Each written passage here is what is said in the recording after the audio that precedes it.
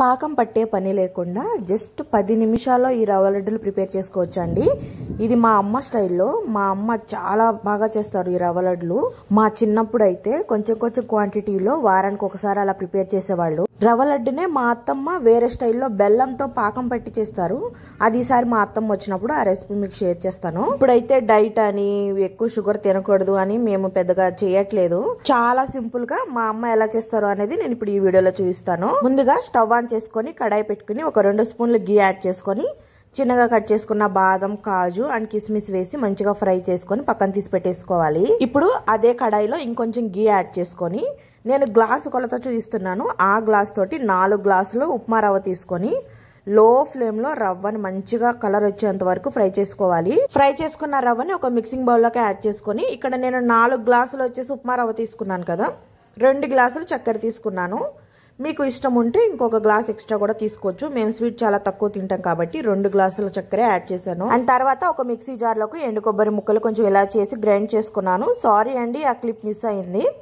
ఆ ఎండు కొబ్బరి పొడి కూడా యాడ్ చేసుకొని ఒకసారి అంతా బాగా కలుపుకొని ఆల్రెడీ మనం ముందుగానే ఫ్రై చేసుకున్న డ్రై ఫ్రూట్స్ కూడా యాడ్ చేసుకొని ఈ రవ్వ, చక్కెర, కొబ్బరి పొడి, డ్రై ఫ్రూట్స్ అన్ని మంచిగా కలుపుకోవాలి. ఇప్పుడు స్టవ్ ఆన్ చేసుకొని ఒక గ్లాస్ పాలు తీసుకొని ఒక పొంగు వచ్చిన తర్వాత స్టవ్ ఆఫ్ చేసేసుకొని ముందుగానే మనం రెడీ చేసుకున్న రవ్వలో కొంచెంగా యాడ్ చేసుకుంటూ స్పూన్ తోటి పాలంతా రవ్వకు పట్టేలాగా మంచిగా మిక్స్ చేసుకోవాలి.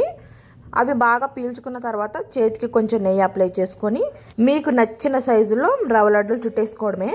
అంతేనండి, చాలా ఈజీ. 10 మినిట్స్లో అయిపోతుంది. టేస్ట్ అయితే అసలు ఎంత బాగుంటాయో. ఇవి లడ్డూలు చుట్టిన తర్వాత ఒక ½ అన్ అవర్ టు 1 అవర్ అనేది మంచిగా వీటిని ఆరనివ్వాలి. తర్వాత ఒక ఎయిర్ టైట్ కంటైనర్లో స్టోర్ చేసేసుకోవడమే. అంతేనండి, ఇవి 1 వీకే ఉంటాయి, ఎక్కువ రోజులు నిల్వ ఉండవు. 1 వీక్ తర్వాత బూజులాగా వచ్చేస్తాయి, స్మెల్ కూడా వచ్చేస్తాయి. ఎందుకంటే మనం మిల్క్ యాడ్ చేసాం కదా, తొందరగా పాడైపోతాయి. అలా కాకుండా మనం పాకం పట్టి చేస్తే ఒక 15 డేస్ 20 డేస్ అయినా కానీ బయట పెట్టినా కానీ నిల్వ ఉంటాయండి. చూసారా, చాలా బాగున్నాయి కదా. టేస్ట్ అయితే నిజంగా చెప్తున్నాను, చాలా బాగుంటాయి. మీరు ఎవరికైనా ఈ రెసిపీ తెలియకపోతే ఖచ్చితంగా ట్రై చేసి నాకు కామెంట్ చేయడం మర్చిపోకండి.